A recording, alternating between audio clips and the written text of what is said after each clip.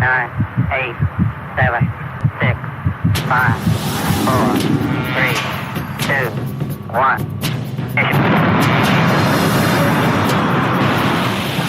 Astronauts Neil Armstrong and David Scott on their first mission into orbit.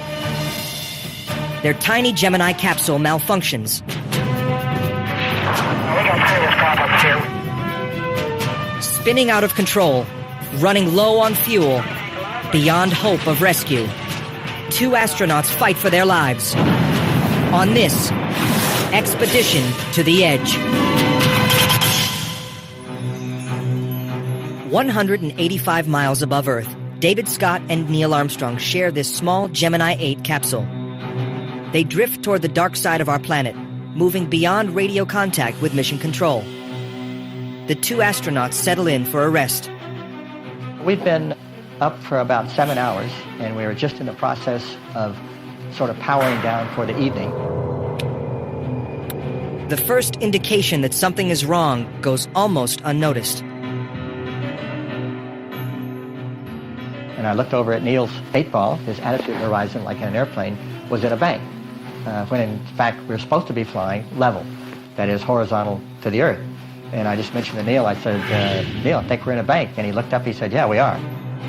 Scott and Armstrong search their flight instruments to find out what's wrong. No warning lights flash. No buzzers sound the alarm.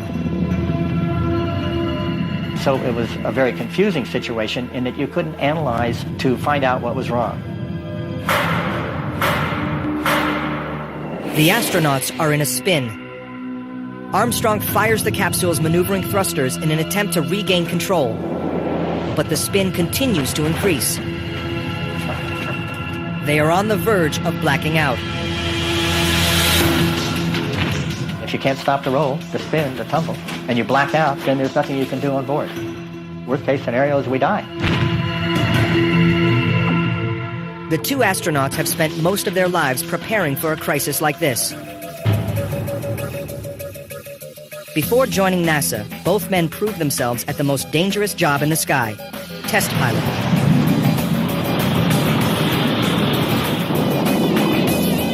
I'd lost friends in airplanes before. It certainly gives you pause. It's a very sad thing, but challenge is worth the risk. Competitive and ambitious, David Scott entered NASA with more than 3,000 flying hours, many in potentially deadly prototypes.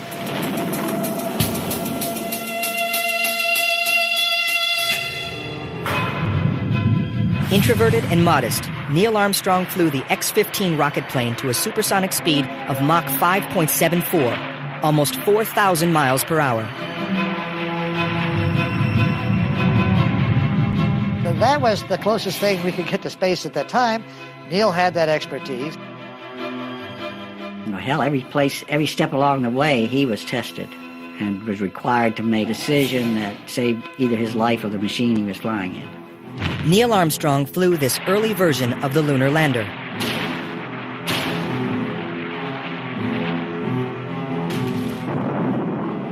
Something else, isn't it? How much time did he have to make his mind up there? That was nanoseconds. A few nanoseconds later, he's a dead cookie.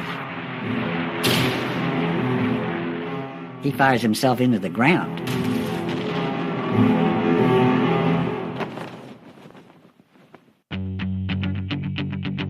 In the fall of 1965, Neil Armstrong is named command pilot of a groundbreaking mission called Gemini 8. Armstrong and fellow pilot David Scott will attempt the first ever rendezvous and docking in orbit. If all goes well, their Gemini capsule will link up with a converted spy satellite called an Agena. The unmanned Agena was selected because it has a thruster system that can be controlled from the ground or another spacecraft. But the Agena has a troubled history at NASA, marked by malfunctions and failure. On October 25, 1965, an Agena was launched as the target for Gemini 6. But soon after liftoff, the Agena stopped transmitting data.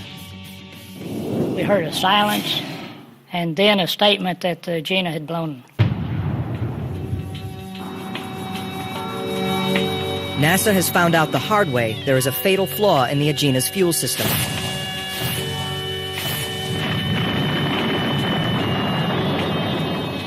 They've corrected this fault in the Agena that will launch for Gemini 8.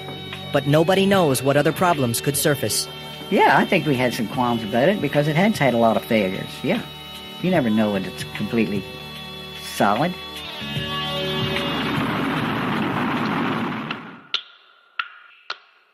Both Gemini and Agena are such complex vehicles that a failure in at least one of the onboard systems is considered probable. As a layman just watching TV, you think they're all perfect. But in reality, I think almost every spacecraft had something go wrong with it. Those were wild days. The initial flights were based a whole lot on almost our ignorance. If we'd known as much as we do now, we might not have tried it then. Training exercises and simulations help prepare astronauts for the unexpected.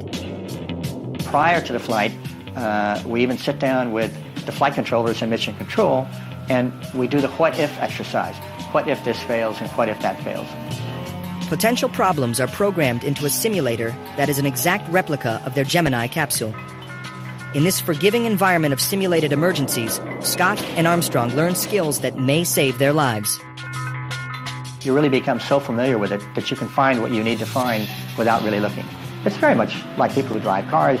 They know where the shift lever is, they know where the light switch is. You learn to feel these things by doing.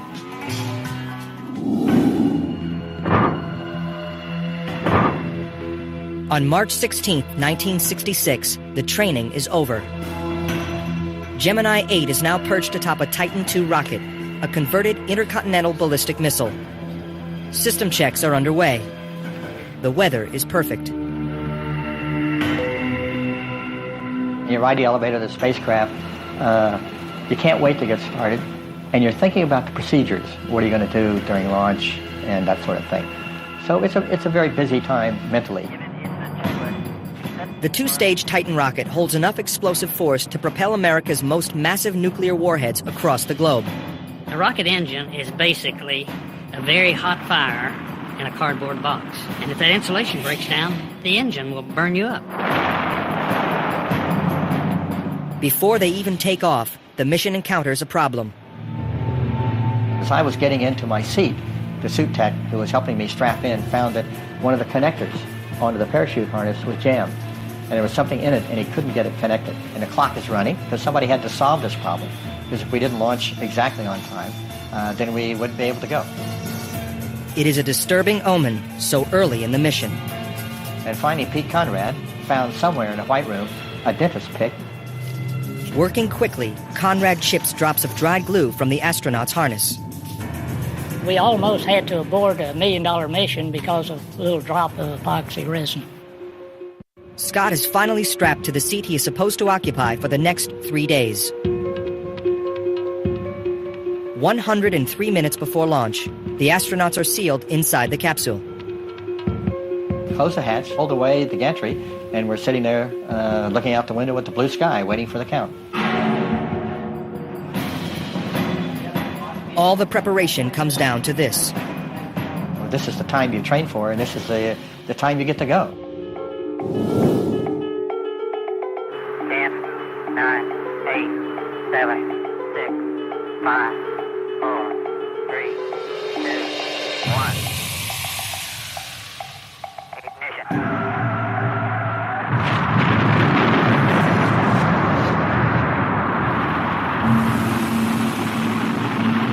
Liftoff. To stay in orbit, Gemini must reach a speed of 18,000 miles per hour. The astronauts have less than 8 minutes to attain it, or fall back to Earth. It does start out slow, but very high build-up to about 7.5 Gs. Pushing, and it was a great feeling, but a lot of thrust. Information on the rocket's velocity and trajectory streams into mission control. Everything was looking perfect. All the buttons were in the right place and all the signals were in the right place. Mark, 1 plus 40, you're looking good, 8. The first stage of the Titan rocket burns for the initial 2 minutes and 44 seconds of flight.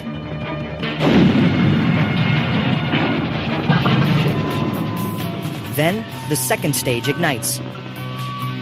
Nearly 6 minutes after launch, Gemini 8 breaks free of Earth's gravity. Dave Scott and Neil Armstrong have reached orbit. As you get into orbit, looking out the window, but you get to see the curvature of the horizon, the black sky, the Earth below. It's a fascinating scene. Keeping to a strict timetable, Scott and Armstrong focus on the difficult task of maneuvering toward the Agena. The astronauts are hurtling around the Earth at 18,000 miles an hour. But within the tiny Gemini capsule, there is no sense of motion. The downward pull of Earth's gravity and the capsule's forward speed are in balance. All systems are in the green. Every gauge reads normal. There are no hints that the Gemini capsule is heading toward disaster. The most dangerous frontier is not found on Earth. In space, there is no air to breathe, almost no gravity, and no hope of rescue if something goes wrong. Space is the most inherently dangerous environment you can imagine. If you make any mistake in space, you can be dead in a hurry. Few men understand the risks better than astronauts Dave Scott and Neil Armstrong. On board Gemini 8, Armstrong and Scott are attempting to become the first men to dock 2 vehicles in space. To do this, they must match orbits and speed with an unmanned target vehicle known as the Agena. One of my crewmates described it as trying to fly formation with another aircraft, like the Blue Angels. Instead of doing that at a couple hundred miles an hour, try doing that at 17,500 miles an hour in space. Dave Scott calculates the delicate maneuvers needed to bring the 2 spacecraft together. Commander and pilot Neil Armstrong steers the capsule through space. Using a hand controller, Armstrong fires bursts from a network of 16 orbital maneuvering thrusters located around the outer hull of the spacecraft. Neil had a very good touch on the controls of the spacecraft. He had a feel for where the spacecraft was and how to get it where he wanted. It takes more than 3 orbits around Earth for Armstrong and Scott to catch up with the Agena. We got within sight of the Agena, a beautiful sight. It was first just a star, a bright reflecting star, and the closer we got to it and we were able to see its form in broad daylight, it was so crystal clear that you could hardly take your eyes off of it. Armstrong performs a series of complex maneuvers to edge Gemini closer to the Agena. Way to go, partner. You done it, boy. You done it. Good job. Do the thing. Man, that's great. Man, that is really slick. Everything appears perfect for the world's first docking in space. Houston, this is Gemini 8. We're station keeping on the Agena at about 150 feet. While Armstrong and Scott wait, systems engineers uplink a pre-planned set of maneuvering instructions into the Agena's computer. Only small amounts of data can be loaded at a time because of severe limitations in computer memory on board the spacecraft. The technology that we had available back in those days, in the early part of the program, really wasn't what we have today. This little watch that I have right here has as much computer capability in it as some of the things we were using back in those days. NASA relies on high-frequency radio waves to communicate with both computers and astronauts. Radio waves travel in straight lines, so transmitters must have a direct line of sight to the spacecraft. And with Gemini moving at 18,000 miles per hour, most periods of contact last under 8 minutes. NASA has created a global network of 24 radio relay stations and 2 naval tracking ships. But there are still many gaps when the spacecraft cannot be seen by any of NASA's ground stations. In Hawaii, systems engineer Robert Legler tries to verify that the Agena has received the commands needed to steer the combined ship.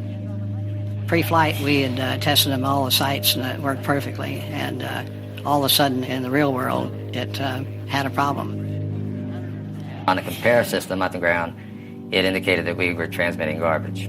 It could be weather conditions affecting the radio signals, or a serious problem with the Aegina's computer. In the real world, you don't always get solid telemetry. You get a hit there, and we felt that the first command load got in all right. It's just that we couldn't prove it. Scientists at NASA debate the implications for 15 minutes. Finally, they decide to proceed with the docking. Okay, Jiminy 8, we have cams solid. You're looking good on the ground. Go ahead and dock.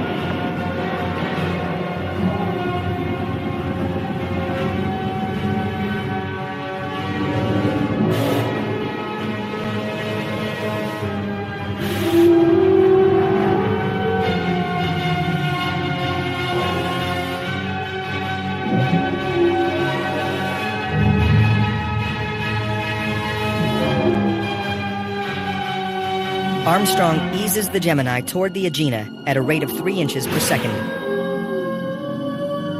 If you come in too slow, you won't have a successful docking. If you come in too fast, you're liable to do some damage or just bang off of the thing.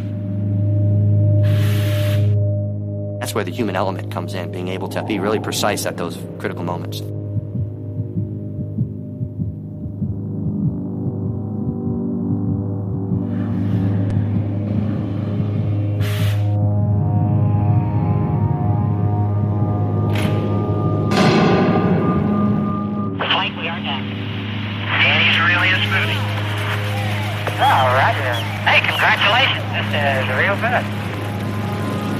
They have accomplished the first docking, and certainly that was something we were all cheering down there in the Mission Control.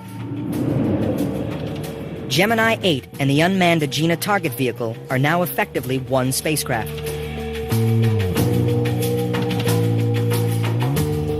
In Houston, the celebration is overshadowed by lingering doubts about the uplink to the Aegina. We were concerned about the Aegina and whether or not it was really going to operate well, and so we had left a message with them to say, make sure you've got a good eye on the Aegina. If you run into trouble and the attitude control system of the Aegina goes wild, just send in command 400 to turn it off and take control of the spacecraft. Did you copy that? We understand. The combined Gemini-Aegina spacecraft drifts beyond the range of NASA's radio relay sites. In the utter darkness of space, 185 miles above Earth, Neil Armstrong and Dave Scott are on their own. They have been in orbit almost 7 hours. It is an ideal time to take a much-needed rest. The astronauts start to power down the Gemini capsule. Without warning, the docked spacecraft begins to roll. The astronauts immediately check their flight instruments. They look for a warning light, listen for an alarm. Nothing. So it was a very confusing situation in that you couldn't analyze to find out what was wrong.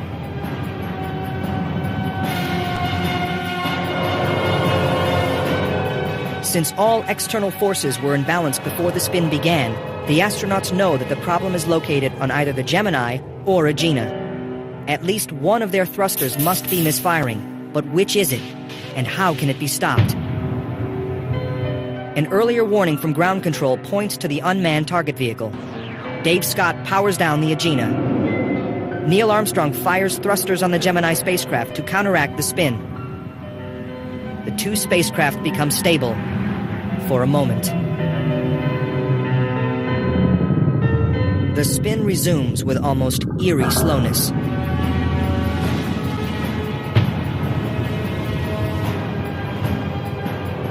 With no help from the ground, and no clue what has gone wrong, the astronauts fight for control of the spacecraft their lives depend on.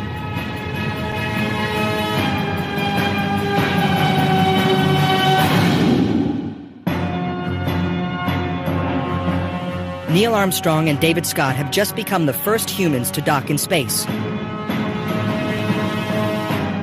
Suddenly, their docked spacecraft begins to roll. The astronauts believe they know where the problem is located. Just before we went off the range, one of the last transmissions from Mission Control in Houston was, we think we have a problem with the Aegina. If it goes wild, shut it down. Shut it down.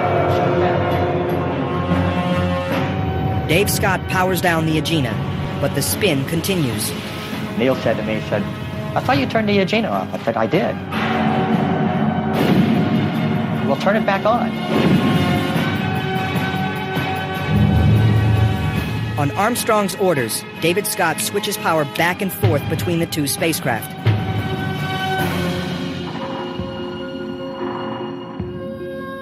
In order to keep the vehicles from sort of fighting each other, you turn one system off. And I would send signals through the connector, through the docking connectors, through the Agena, to actually tell it what to do in its control system. The Agena seems to be responding normally. But the problem is getting worse. They are now simultaneously spinning and tumbling, a chaotic whirlwind of motion that even Neil Armstrong can't control. Every once in a while, Neil could slow it a little bit because the controls would respond, and then it would start up again. It got to be faster and faster. The astronauts battle waves of dizziness, but their biggest concern is for their spacecraft. We were getting concerned about the connection between the two vehicles, the docking collar, and could it take the stress of this tumble?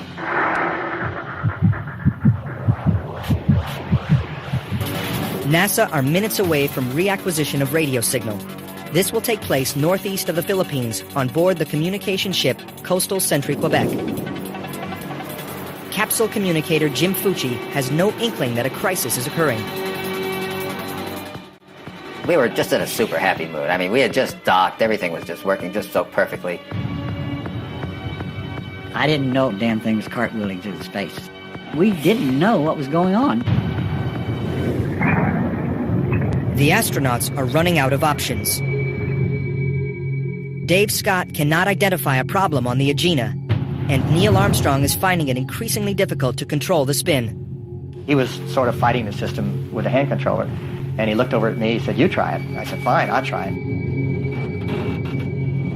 And that didn't do any good either. The astronauts make a desperate decision. We thought, the Agena has this problem, there's something wrong with its control system, let's get off of the Agena and we'll be okay. Neil said, I think we better undock. Undocking during the violent tumble could cause a collision between the two craft. We had the concern of recontact if we came off, but we knew we had to get off. He said, I will try to slow it down with the Gemini patrol, and he said, I'll let you know when it's slow, undock. On the dark side of the Earth, there are no visual cues to help Armstrong in his battle for control. He is flying on instruments and instinct. You couldn't see the horizon, so you couldn't really tell where you were.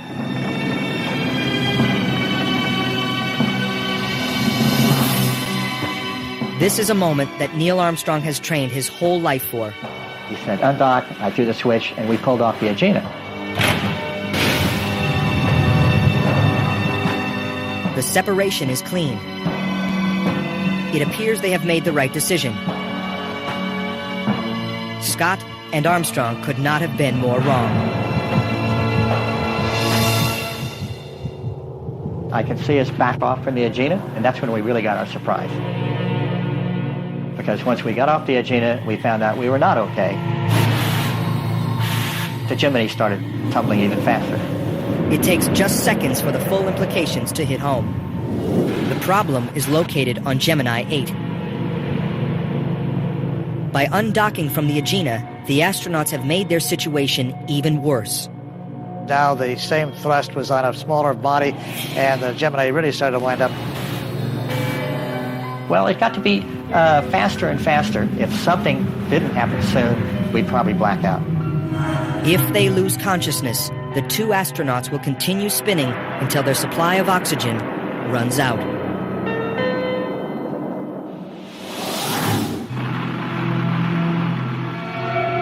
Space is the most inherently dangerous environment you can imagine. Let's get off of the Agena and we'll be okay. No matter how good you are, you can make dumb mistakes. If something didn't happen soon, we'd probably black out. There's no air up to slow the damn thing down.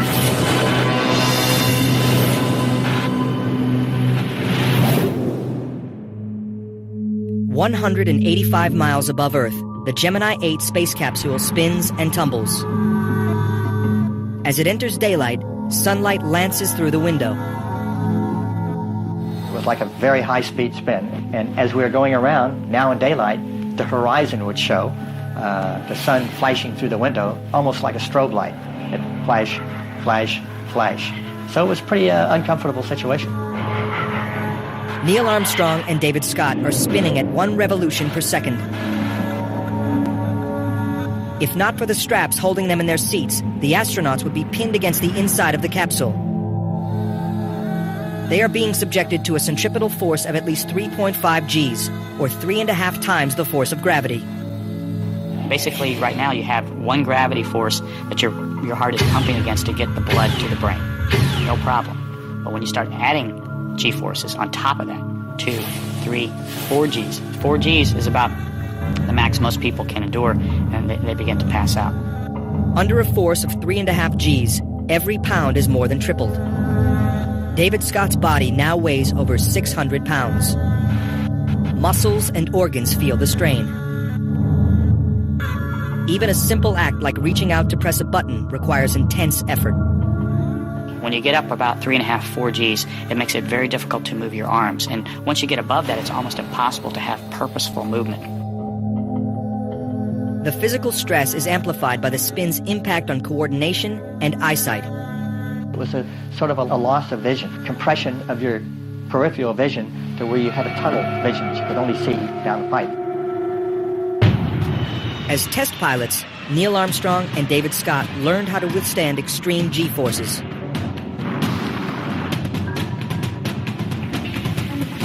By tensing their stomach and leg muscles, pilots force blood up to the brain. This technique can delay a blackout, but Scott knows they can't hold out much longer. If you can't stop the roll, the spin, the tumble, and you black out, then there's nothing you can do on board. Worst case scenario is we die. At Mission Control, capsule communicator Jim Lovell has no way of knowing that one of his worst fears is now being realized. One of the fears that we've always had in our space operations, especially with small vehicles, is that if the thruster kept firing, you'd go around faster and faster and faster and faster because there'd be nothing to stop it. Unless an opposite engine fires to stop the motion, you'll continue the motion as long as it goes. Neil Armstrong uses the capsule's orbital maneuvering system to try and regain control. But the system is compromised. One of its 16 thrusters has gone wild. Armstrong's fight for stability is a losing battle.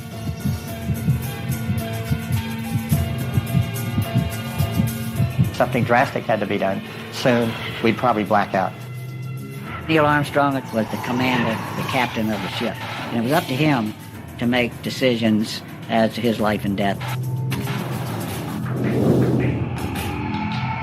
In desperation, Armstrong decides to power up an array of thrusters that are critical for a safe return to Earth, the Re-Entry Control System, or RCS.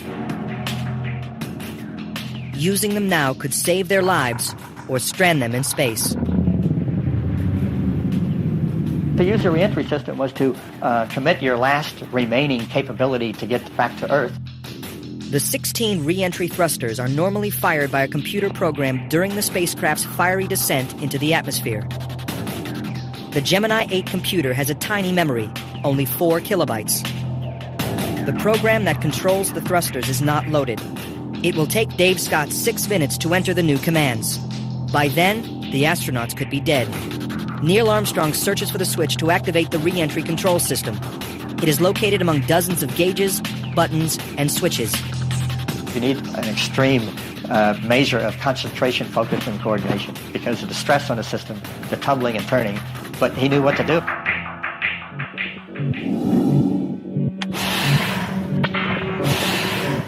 Without the computer program, the thrusters go wild. The worst possible situation when trying to save fuel for re-entry. 7 hours and 17 minutes after liftoff, the communication ship Coastal Sentry Quebec reacquires signal from Gemini 8. The data that streams down from space is not what they are expecting.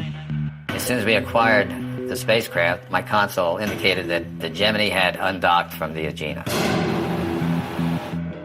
We had all felt that something had gone wrong. We could see that they were really rolling. Our meters of pitch, yaw, and roll were just going wild. They were going all over the place. Jim Fucci tries to calm the anxiety rising around him. I just said, look, all right, settle down. Let's analyze the data. I'm going to call the crew. Gemini 8, CSQ.com, contact audio read. We got serious problems here with this forward pump and overhead, but we're disengaged from the unit.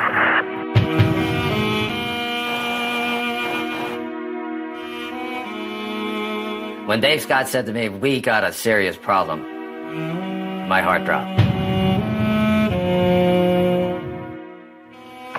What needs to be the problem?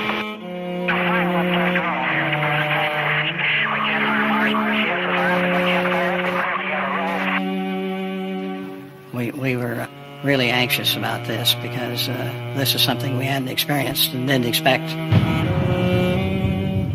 To support its space operations, NASA has assembled one of the greatest brain trusts in history. But the spinning antenna on the Gemini capsule turns them into spectators. As we were tumbling, spinning, even over the tracking ships, there was no data going down because of our spin. So the people on the ground couldn't really do much but listen to us and hope we solved the problem.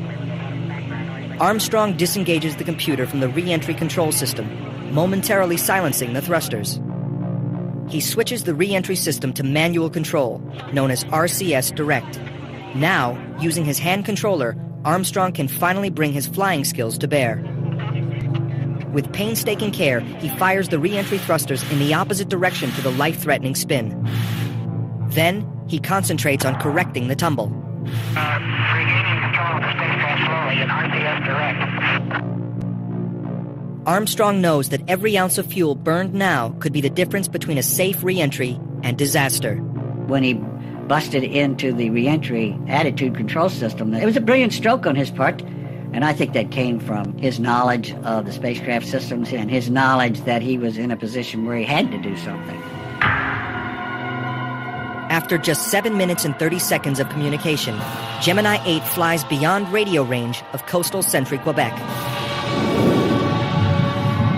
The question on everyone's mind, do they have enough re-entry fuel to land safely?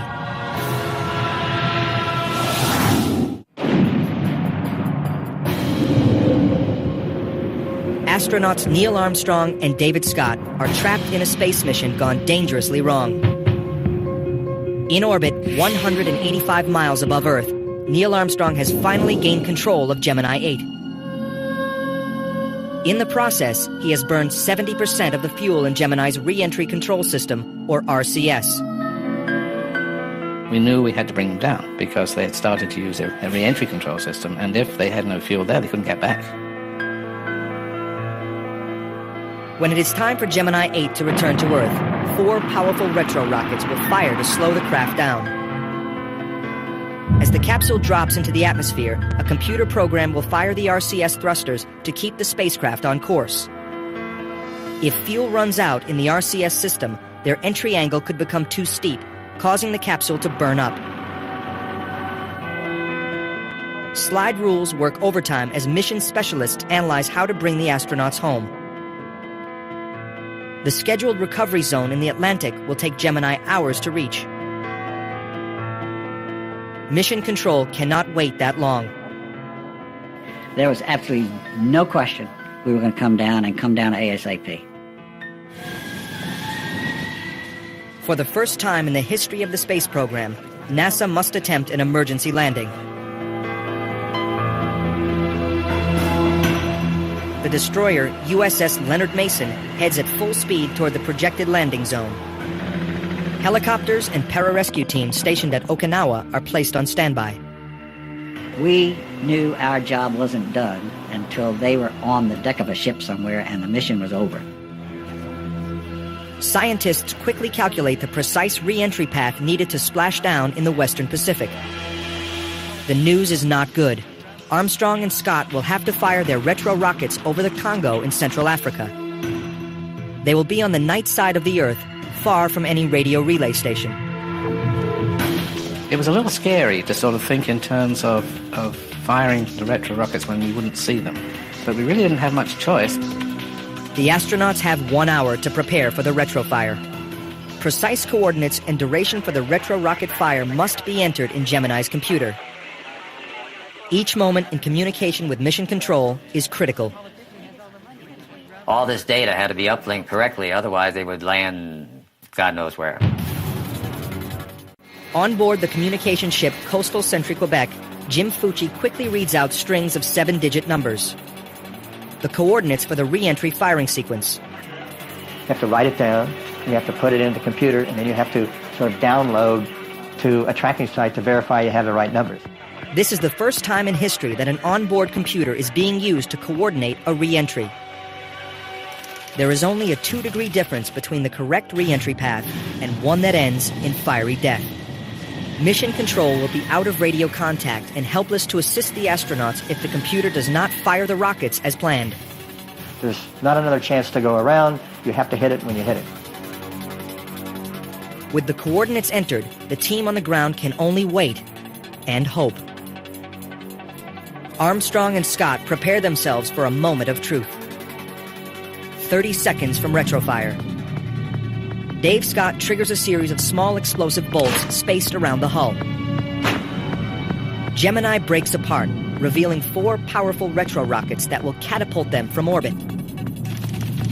The computer begins the countdown that will determine their fate. The retro rockets ignite. A 24-second burst cuts their speed. The Gemini capsule plummets toward Earth.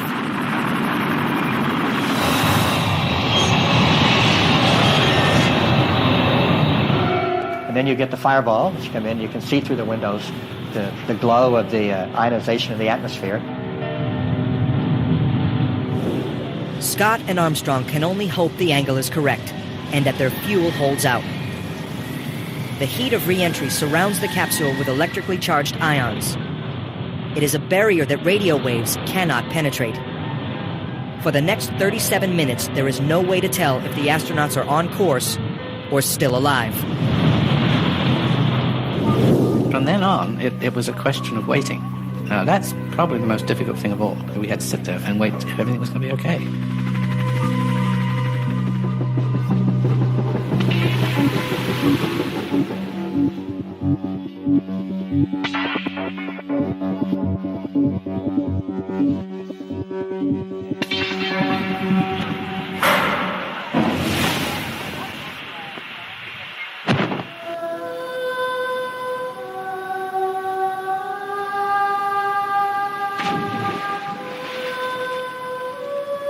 Ten hours and 41 minutes after launch, Scott and Armstrong splash down in the Pacific. They enter the water just over 1 mile from their targeted recovery point. It is the most accurate landing in the history of the space program. The only ill effects are 2 minor cases of seasickness. The astronauts' safe return is instant cause for relief. It was a great feeling. Returning successfully was completed in magnificent fashion due to many, many people, and I was proud to be part of all that. Dave Scott and Neil Armstrong accomplished the world's first docking in space. But the most enduring legacy of Gemini 8 is the manner in which the astronauts saved themselves from a deadly crisis. It wasn't until after the mission when I sat around and thought to myself, all that simulation, all that training, all that learning was really worthwhile. That was the first time we really had a serious problem. Armstrong and Scott both go on to even greater achievements. Neil Armstrong is the first man to walk on the moon. It's one small step for man, one giant leap for mankind. 3 years later, Dave Scott becomes the first man to drive on the moon. And Gemini 8 will be remembered as an important milestone in the quest, an expedition that gave us the confidence to keep pushing beyond the edge.